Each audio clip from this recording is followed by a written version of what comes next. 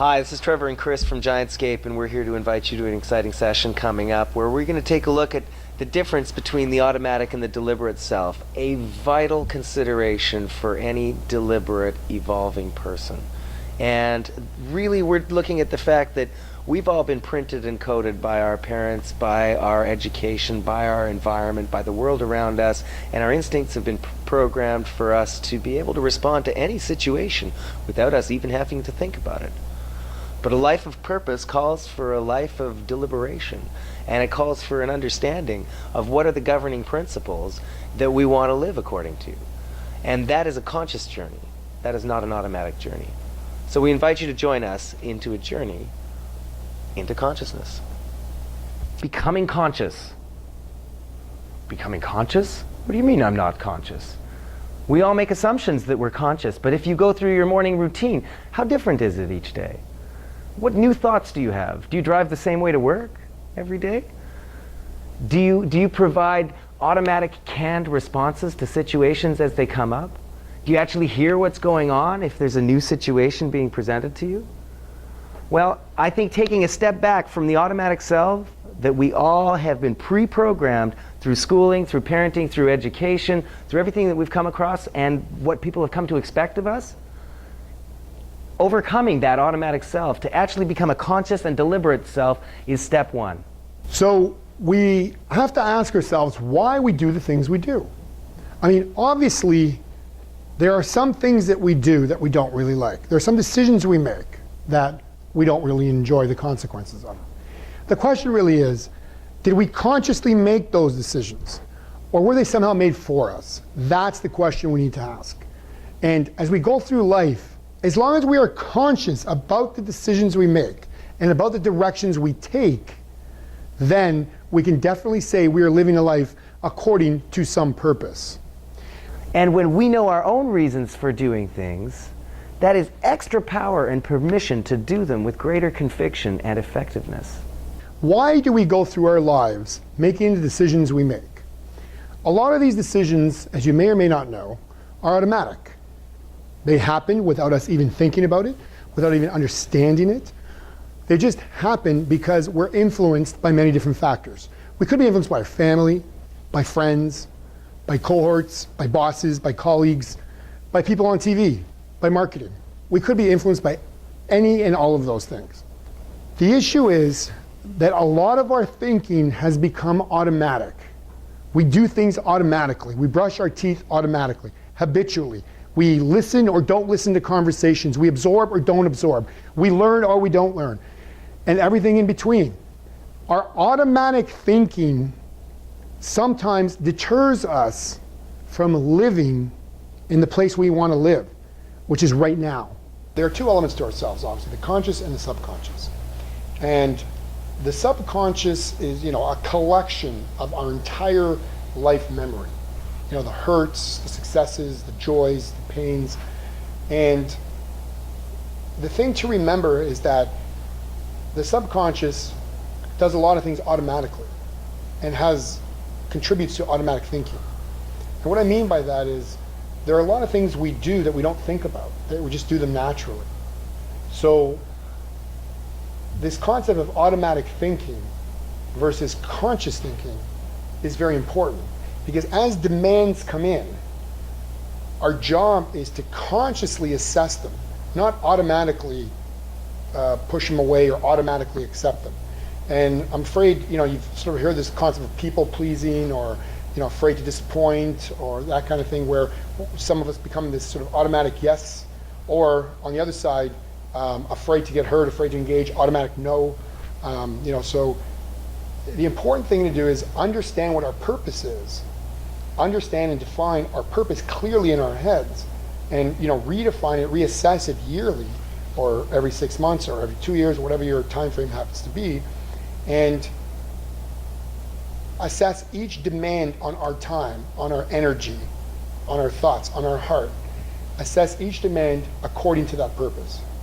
So whether you succumb to the demand, whether you give it 100%, whether you give it 50%, whether you give it 0%, whether you say yes, whether you say no, it all has to align to our purpose in life. And so that basically begs the question, how do I find my purpose in life? When I think about answering that question, I think about Sunday night. When I think about Sunday night, I think about Monday morning. And I remember a time when I started in the corporate world when I loved Sunday nights. I loved Sunday nights not because I wanted the weekend to be over, but because I couldn't wait to get to work Monday morning, because I absolutely loved what I did. So my measure for following a purposeful life, my measure for living on purpose is Sunday night. If I feel anxious, worried, tired, exhausted at the thought that I'm going to go into work Monday morning, then I pretty much know that's a signal in my life that I shouldn't be doing what I'm doing, or at least I should change something. And at least I should search for that change. So my measure is when Sunday night comes and I can't wait for that week to start. I'm energized by it. It hits me at every level. I'm excited about it. I can't wait to jump into it. It's the way I started in the corporate world, and then that slowly faded years down the road. And like I said, I changed, the corporate world changed. That means there needs to be a decision point. A decision point to say, hey, Chris, what's your purpose? What are you living for? I mean, think of this romantically. What are you willing to die for? What are you willing to live for? And what's the meaning of life? That's what this really comes down to. So once I was able to answer those questions again for myself, because I've answered them before, I was able to get myself back on track and making decisions toward living a purposeful life. And guess what? Now, not only do I love Sunday night, but I also love Monday night and Tuesday night and Thursday night and Saturday night and so on and so on. I can't wait for the days to get started. That's how I know I'm on purpose. Because when I first came out of university, I went looking for a job, and a career, and you'd get asked questions like, what do you want to do in 5 years? I don't know, I can't think past 2 years right now. Obviously it changes, but at the time, it was a little bit what felt right. And I needed to put the bedrock of my life in place first. And at the time, having time in the evening for music and philosophy and the things that lit the passion and spirit of my life was vital. So when it came to making a career-based decision, I knew that I wanted to get a job that took up my daytime, so I was free to pursue my passions. At the same time, other people were also available to pursue that passion together, so I was able to collaborate. And I had a concept that your life is your life, and your work is your work, that provides material support to your life, but your life is separate to your work. And so you develop a little work identity, and you do what you have to do, and you put on the suit, and then you go live the rest of your deliberate life.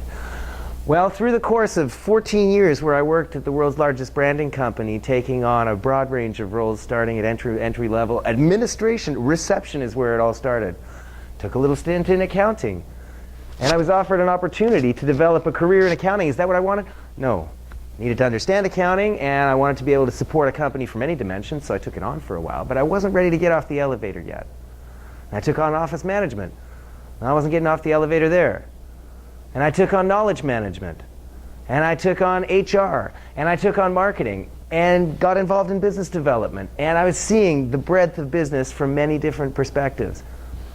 And it was really when I started recognizing that the truth of the realization of my purpose was happening in the time while I was at work and in my free time, that the threads started to have to come together.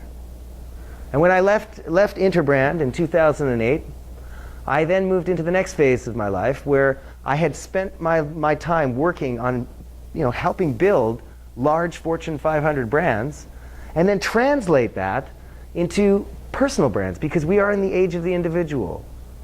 And when we get all the parts of ourselves believing in the core mission that all of the parts of ourselves come together to serve, we will have clarity and fidelity of purpose.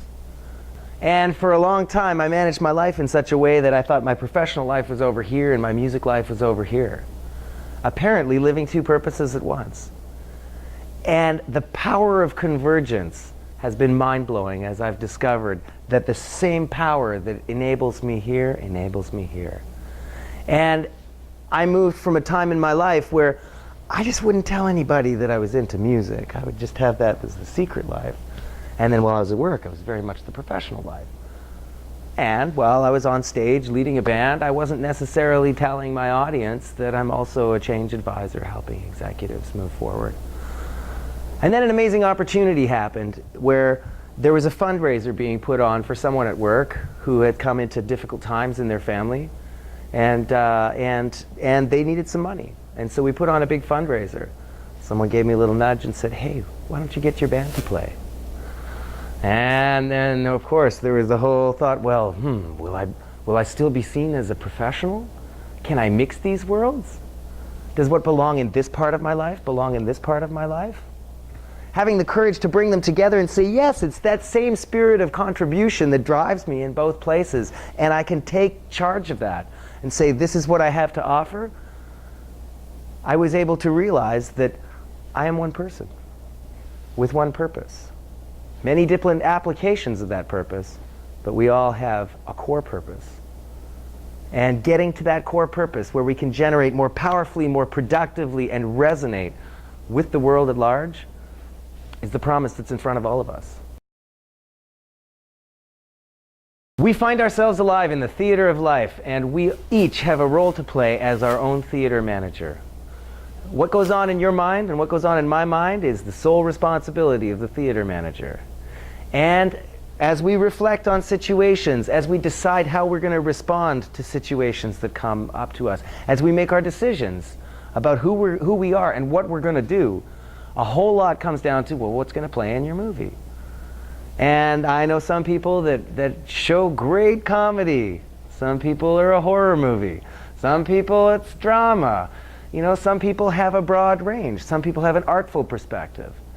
And defining your purpose is very much like stepping into the role of theater manager of your own life and saying, okay, there are things that you can control and there are things that you can't control. But you can always control how you manage and how you respond to them. And how we respond to situations is really a great way to see how is our theater of life coming to be, how is our purpose being articulated, how are we actually being what we decide we want to be.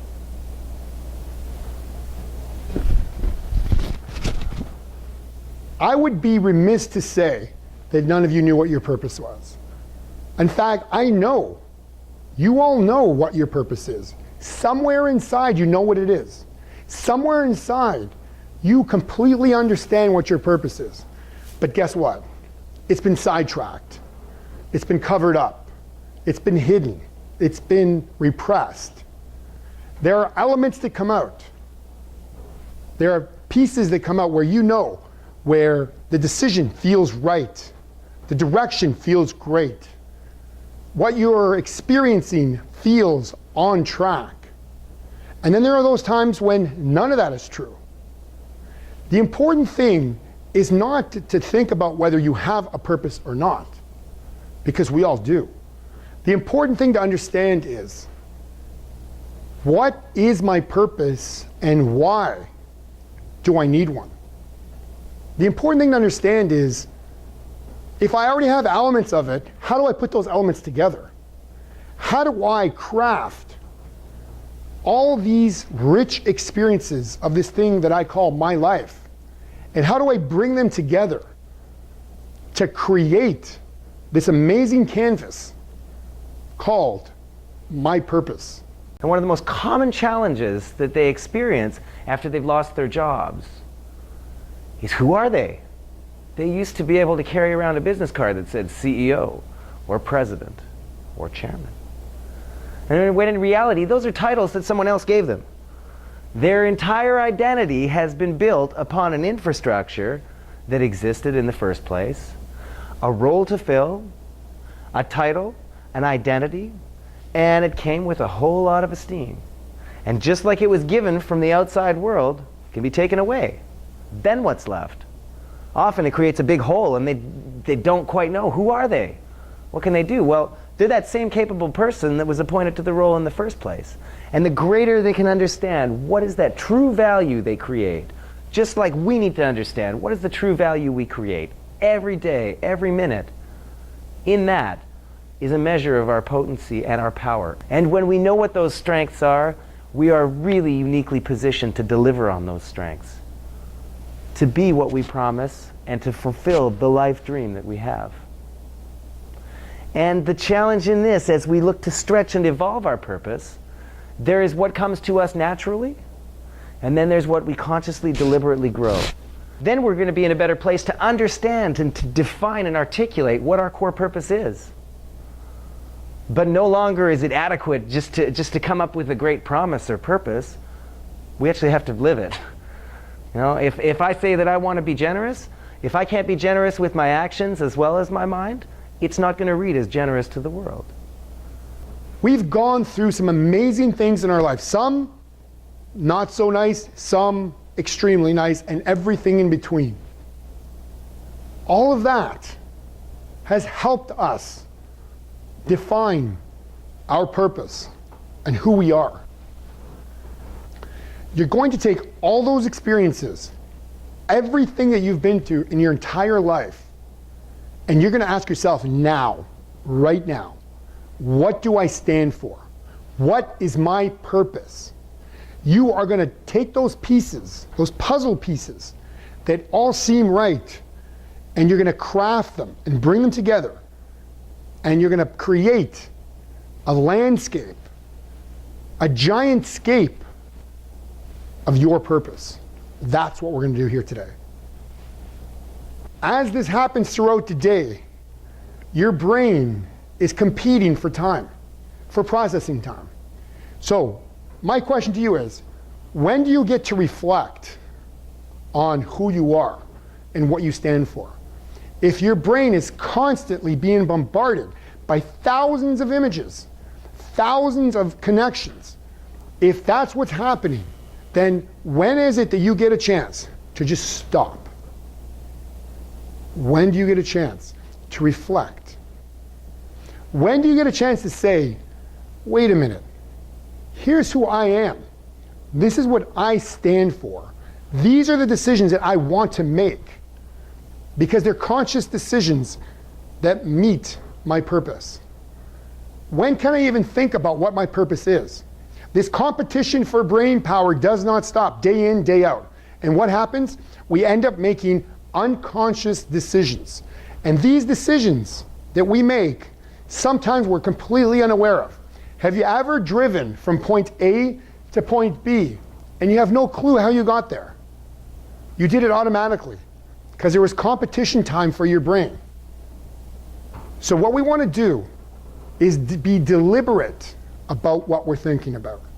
What we want to do is bring our focus back to this moment, back to right now. We want to bring our focus each and every day, each and every minute of every day, to that minute, to what's happening at that point. We want to be able to reflect and think and align ourselves to the purpose that we will create on purpose.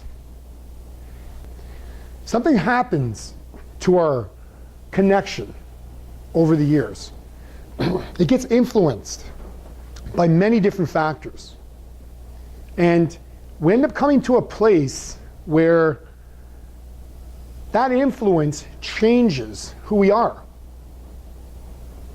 It's often said that if we don't stand for something, we'll fall for anything. And if you think about that for a second, if you think about it, if we are not driving our purpose, if we're not defining our purpose, if we are not realizing our purpose, then what will happen is somebody else will drive for us, because they will have a purpose.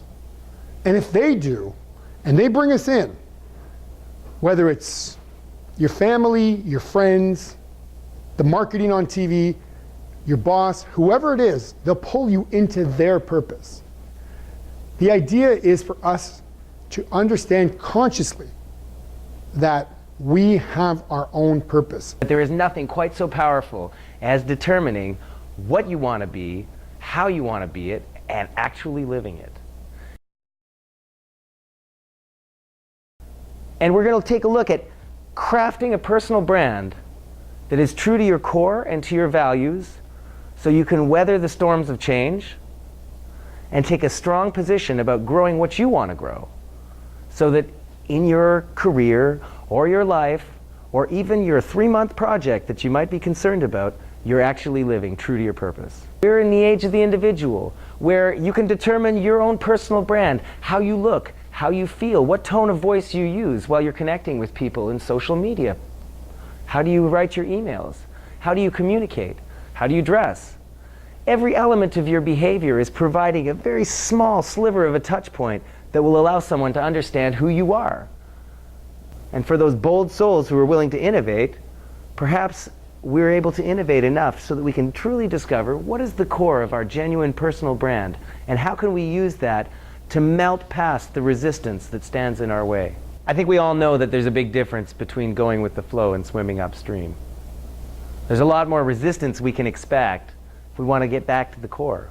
We want to take the journey. We want to challenge convention and the status quo. Maybe do things in a fresh and pure way. What is it about those people that are willing to question convention, to actually find what's most sensible?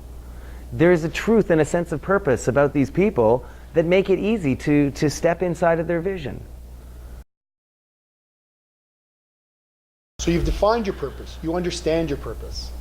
Now it's time to live according to your purpose. And at Giantscape, what we want to make sure is once you've done that, once you've figured out your purpose, that all your decisioning processes and all your thinking is aligned to that purpose. That's what purpose alignment session at Giantscape is all about. And that's what we will help you do. Please join us. So here's my question. If you're not living a life of purpose, then who's leading you?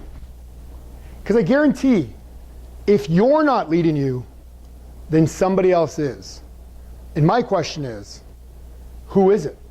Who is leading your life? It takes a life of purpose.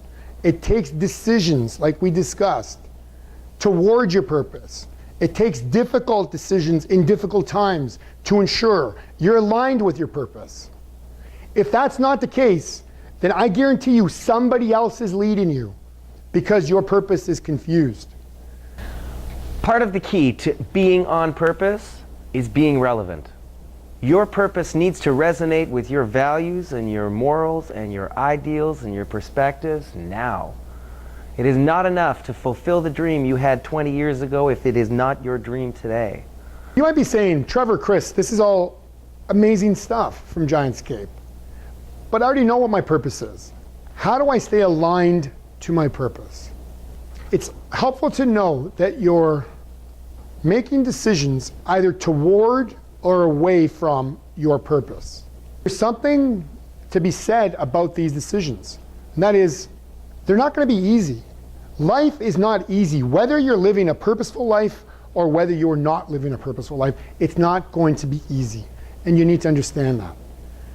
But I guarantee you this, if you're living a purposeful life, if you're making decisions according to your purpose, your life will be fulfilling. Going the other route, you will feel emptier, you will feel like you are making mistakes, you will feel like you are a victim, you will move in those directions. But if you're living a purposeful life and you're making decisions according to your purpose, then it's important to know that your purpose will grow, that your purpose will gain steam, it will move forward, it will move you forward. You will be living a fulfilling life. There are many different ways to know if you are actually making decisions according to your purpose. If you think about the decisions you've made, whether it's shopping, whether it's choosing a spouse, whether it's making a decision about school or a job, whatever it is, you'll know that when you've made a decision according to your purpose, you will feel inside like it's the right decision. And all of us have felt that. When you've made a real good decision, it puts you in a strong position. You feel strong. You feel powerful. You feel like you made the right decision. That's one clue that you're making a decision towards your purpose. Another clue is your values. If you understand and list what your values are, the values you want to live according to all your life, that you want to be perhaps honest, perhaps truthful, perhaps you want to make sure you help people. If you're living according to your values, again, you will feel like you are making those decisions that match your purpose. Now, there's one detriment that you have to be careful of, and it's called our appetites. I'm not talking about our appetites here for food, although that may be one thing. I'm talking about an appetite for anything, for any kind of, I'll call it addiction, but it's an appetite for something negative, an insatiable appetite. We live in a world of now. I want things now. I want to dial a phone number, I want food to appear now. I want to get my car washed now. I want to go to a movie now. I want to buy something now, and it's 4 in the morning. We live in a world of now. Instant gratification. We have to be careful because that's our worst enemy when living according to our purpose.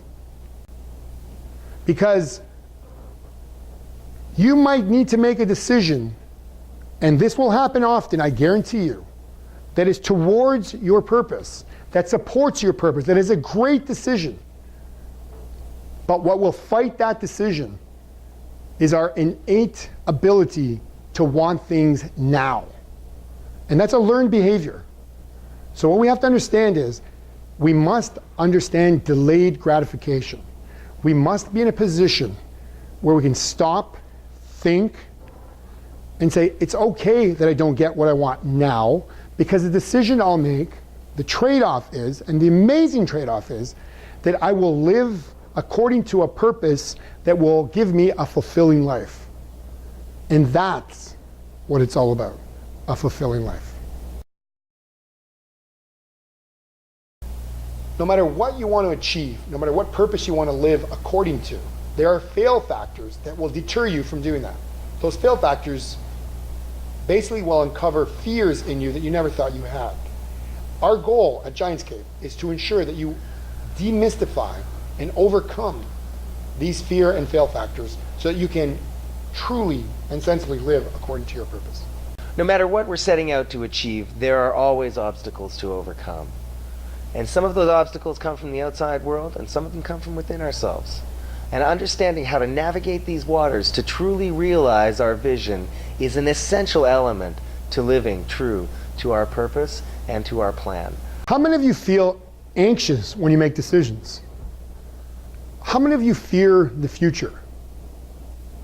Or maybe regret the past? And how many of these fears do you hold on to? And how many of these regrets can you not let go? These are the things that hold us back in our lives. Fear, regret, living in the past, worried about the future. These are the boulders that create sometimes a prison for us. Sometimes these are the boulders that don't let us live life. Sometimes these are the things that restrict us in fulfilling our potential. And the name of the game of life is to make sure we are both successful and fulfilled. The greatest resistance of all is the resistance within. The part of you that is afraid of change. The part of you that doesn't want any part of the new you. The part of you that expects things to be as you've always expected them. And one of the greatest interruptions is this daunting aspect of fear. We all have fears. Not all of those fears are rational, but sometimes fear can absolutely paralyze us on our journey. What are you afraid of? What stops you from living a life according to your purpose? We've been taught all our lives that there are things we should be afraid of. Yet all things we should be afraid of are not equal. I mean, think about it. There's a bank robber that comes right behind you and asks you for money with a gun to your head. That's fearful. My life is in danger. I would be afraid. But then there's situations where you're asked to get up on stage and you fear being humiliated. You're asked to try something new, and you fear failing.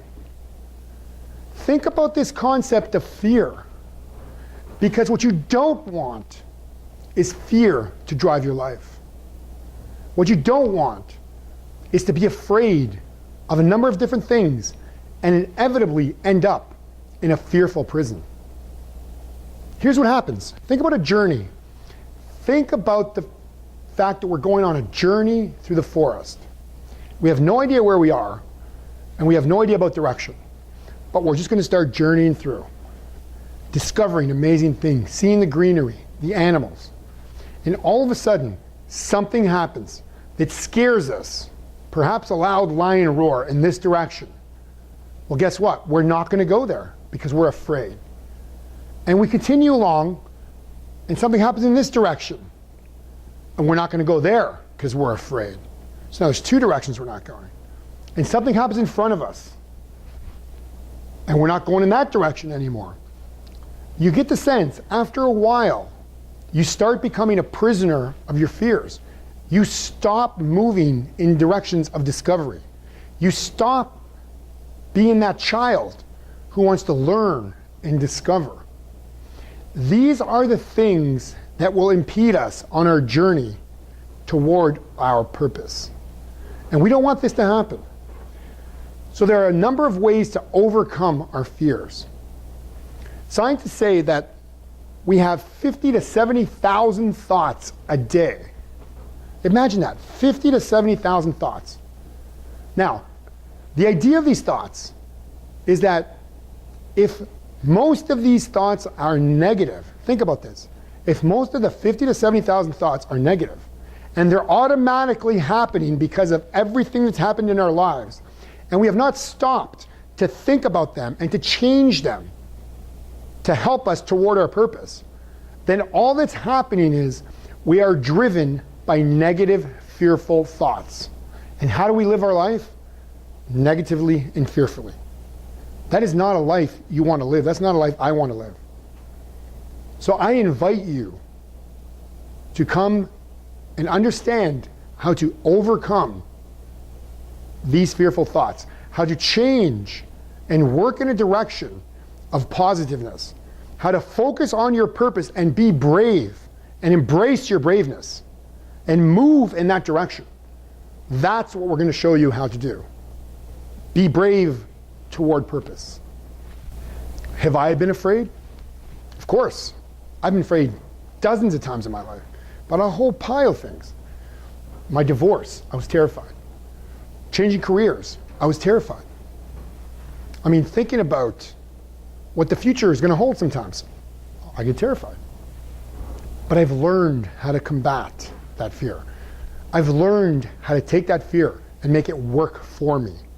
Because I've learned how to nurture that and change it and make it help me fuel my purpose. I worked for a major bank in North America, spent most of my career there, and I learned a lot. It was an incredible career. There came a time, though, when the bank changed and I changed. And there were a number of years where I just said, you know, this isn't for me anymore. I want to do something else. But guess what?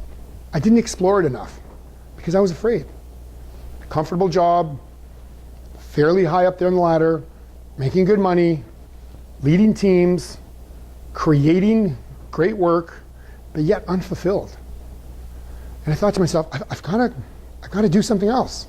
But every time I thought about wanting to do something else, there was this part that said, are you crazy? Giving up all this? You know, what are you going to find on the other side? What if you find this? Or what if you find that?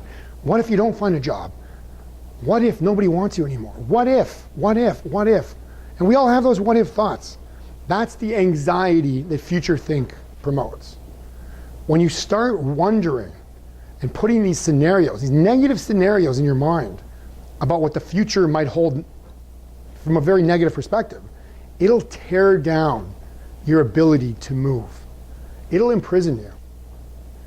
And there came a time for me when, even though I feared leaving, changing careers, giving up my total career, my pension, the time in, everything I was for that organization.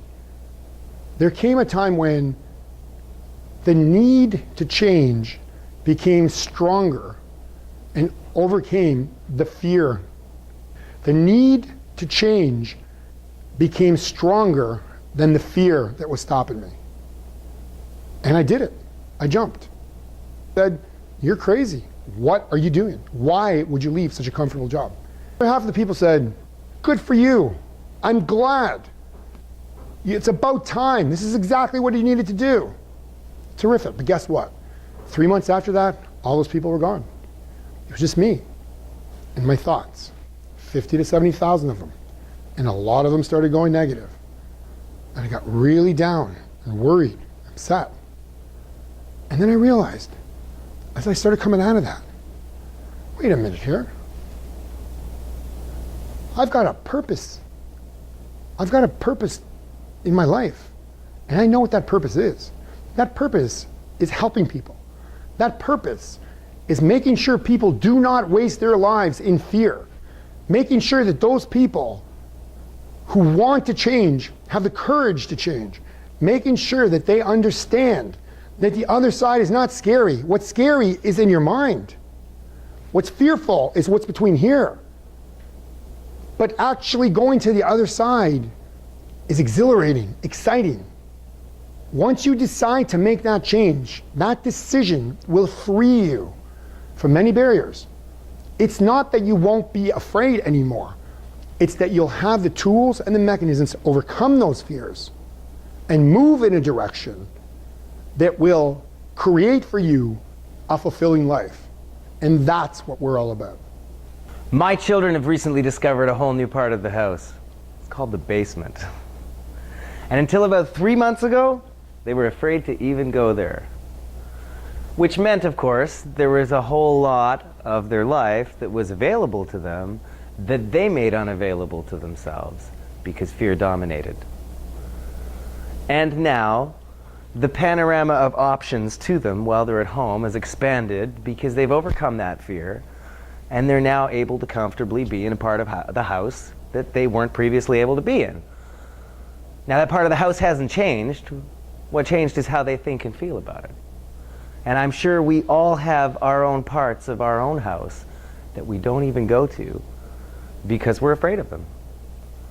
Why are we so printed to fear the unknown? The world is changing all the time. The Earth is spinning around the sun, which is moving off into a distant galaxy. This planet has never been in the same place before. And you tell me you're afraid of change? Well, if you're not changing while the world is, the gap is increasing between who you are and what you can do. So there is no time like now to get on top of the horse of change and ride it. And once we've decided to align to purpose, we're going to come across the fail factors. We all have our own fail factors. A big one is fear, and we're going to open it up and look at what is that precipice of fear that we're all up against in our own way and style, and how can we melt that to realize the personal brand that will let us break through the glass ceiling. Fear, of course, is not the only thing that gets in the way of realizing our purpose. One massive block is assumption. How many times have we heard the rules and assumed that the rules are fixed in stone? Someone had to come up with the rules in the first place. We see this all the time in job transition. So someone's moving from one job to another job, and they start to hear of an opportunity. Now, incidentally, this next piece is going to be particularly helpful for anyone in career transition, because a whole lot of creating your next step and your opportunity in a way that is aligned to your purpose and who you are will be born of networking and of conversations and getting to the heart of core business problems that you personally can solve. And it involves uncovering it. Sometimes we see a job description or a posting, and we might find that we're a perfect fit for 80% of it. Oh, but 20%, oh no, they're looking for 8 years of experience and I only have 6. And then people don't apply. And I was like, that's just silly, because somewhere along the line there was a business problem, that then needed solving. And then the first question is, well, how do we get this solved? Do we have anyone on staff that can do it? No. Oh, we're going to need to hire someone. Okay, well, what's that going to look like? Well, who do we need to find? How much do we have to pay? Do you know anyone? Do we have to eventually involve an agency? Do we have to develop a job description? Do we have to figure out exactly how much it's worth? Any time along these multiple steps of creating an opportunity, there is an opportunity for you to have a conversation, to move past what you might think is fixed and discover what's fluid. And in the fluency of an unresolved problem, we have the opportunity to create a custom solution. And so it's not only our own fears that would hold us back, but it's the assumption that things will always be the way that they are that somehow seems to hold us back from moving forward into what they could be. So the real promise of championing our fears, championing assumptions, moving past all of the static elements that prevent progress, is a belief that progress is possible and an insistence to realize it. So who's going to win the game? You're watching it. There are players out there in the field.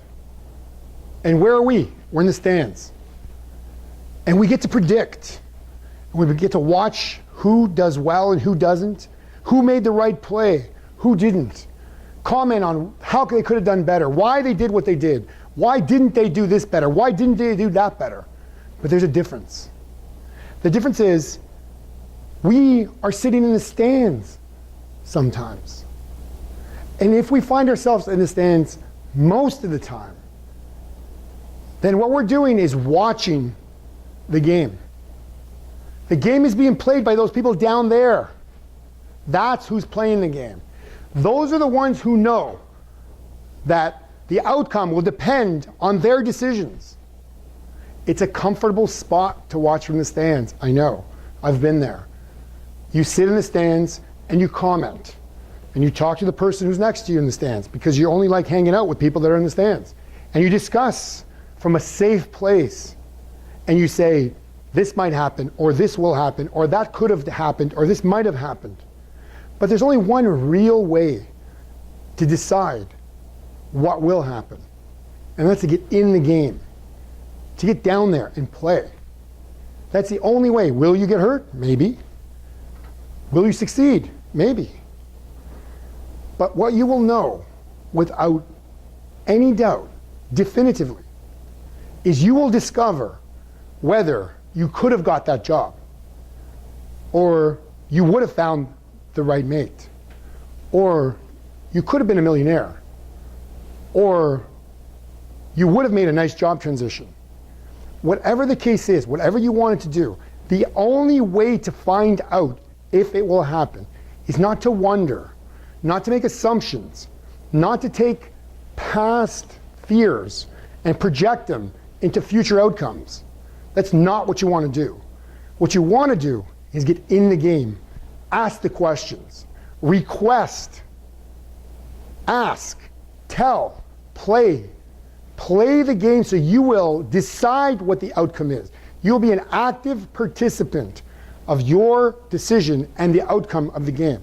And that's when you will know for certain what will really happen and who will win. And I think you will.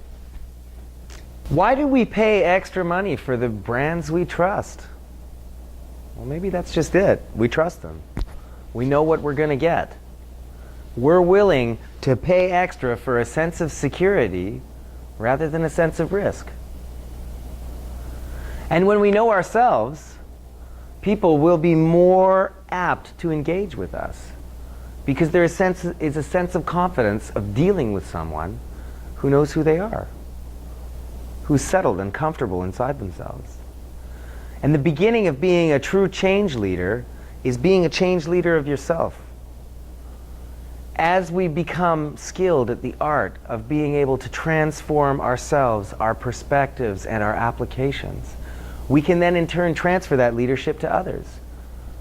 And we can help them find that core place where they can change from in a way that is true to them. We all get depressed sometimes, and then there's suffering from depression, which is a mental illness. We all get anxious sometimes, and then there's suffering from anxiety. which is, none of that is fun. And I can tell you, again, through some of the aspects of my life, I've been through depression, I've been through anxiety, I've been through different aspects of a lot of these things. But when we think about passion, if you think about your life and you think about when was the last time I was really excited about something, I was really on. I felt powerful, I felt passionate, I felt like I could just take everybody with me and they would follow. Whether that's 2 seconds of your life in the last 6 months, whether that's every day of your life in the last 6 months, if you think about that, that's a signal of the kind of things that you are very passionate about. Now, one way to overcome this concept of anxiety and depression, if it is not a sort of an illness level, is the concept of living in the present. And you'll hear a lot of people talk about this. It's what cognitive behavioral psychology is based on. It's this idea of mindfulness. And mindfulness is, in a nutshell, is about not living in the past. Because there's nothing we can do in the past. The past is gone. The only place the past lives is in our heads. And we could think about it, and basically what it'll do is it'll cause us anxiety, right? The past, it'll cause us regret, anxiety, it'll stir up emotions, and whenever we think about things that stir up emotions, it affects our body. It affects us physically. You'll have this pain in your stomach, this worry, you get headaches, those kinds of things. So the concept is not to live in the past, obviously, unless you purposely want to think about things and assess them and learn from them in the past, but not to keep our mind going back to a lost love or a job I should have done, or what I should have done, what I could have done, these words should have, could have, would have, eliminate them from the vocabulary. I wish we could. So that's the past thinking. Then there's the future thinking. What you don't want to do is live in the future, because the future is about what ifs. What if this happens? What if that happens? You start filling your brain with these negative thoughts about what if, what if, what if, what if, what if, and it's paralyzing, and it creates more anxiety. The idea is to live in this moment right now. And if you want to know how to do that, the question is, okay, fine, I'd love to do it. How do I do it? It's engaging all your senses. It's engaging your eyes, your smell, your touch, your sense of touch, your hearing, engaging your body. It's engaging everything in a conversation that we're having right now, or engaging all aspects. If you're walking in wilderness, smell what you smell. Describe what the trees look like, the clouds, the sun.